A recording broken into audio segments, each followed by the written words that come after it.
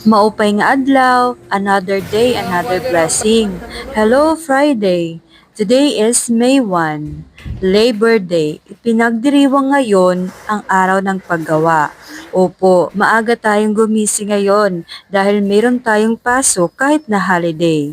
Morning routine it is. Bilang isang ina, paggising sa umaga, kaldero agad ang hinahanap natin upang magsaing. Noong isang araw, bumili ako ng ampalaya at ngayong araw ko nga ito lulutuin. Alam nyo ba na nawawala ang pait ng ampalaya pag binubudburan ito ng asin at hinuhugasan?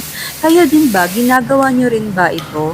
Pag ako nagluluto ng ampalaya with egg, ay dinadamihan ko nga yung itlog. Opo, mga 5 eggs. Kasi naman, gustong gusto ng mga bata yung maraming egg sa ampalaya at nilalagyan ng kaunting asukal.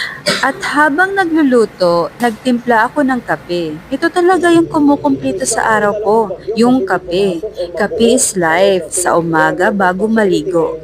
Habang nanonood ng balita sa TV, unang gumising si Ella. Good morning Philippines! Agad sa umaga. Alam niyo ba na ang tunay na kagandahan ng isang tao ay makikita agad pagkagising?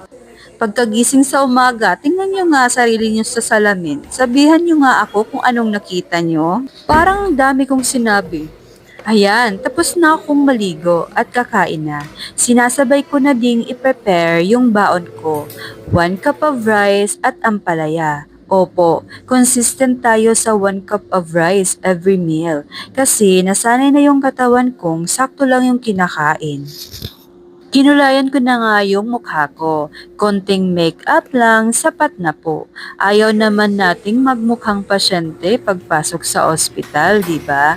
Kaya kinukulayan yan ng maayos upang maging maganda naman tayong humaharap sa mga pasyente. At sabayan na din natin ng isang matamis na ngiti. Tara, rararararampa na ulit tayo. Another day, another duty. May 1, araw ng paggawa. Araw na dapat ay pahinga, pagdiriwang at panahon kasama ang pamilya para sa karamihan. Pero para sa amin mga nasa larangan ng pangangalagang pangkalusugan, ang araw na ito ay isa pang araw ng paglilingkod. Kaya sa lahat ng kapwa ko manggagawa, lalo na sa aking mga kasamahan sa trabaho na naka-duty din ngayong araw, isang malaking pagpupugay at pagpapasalamat sa inyo. Ang inyong dedikasyon ay tunay na karapat-dapat parangalan. Maligayang araw ng paggawa sa ating lahat. Patuloy tayong maglingkod ng may puso. Hanggang dito na lang po. Maraming salamat sa masarap na ulam namin today. See you again on A Day in My Life vlog. Bye!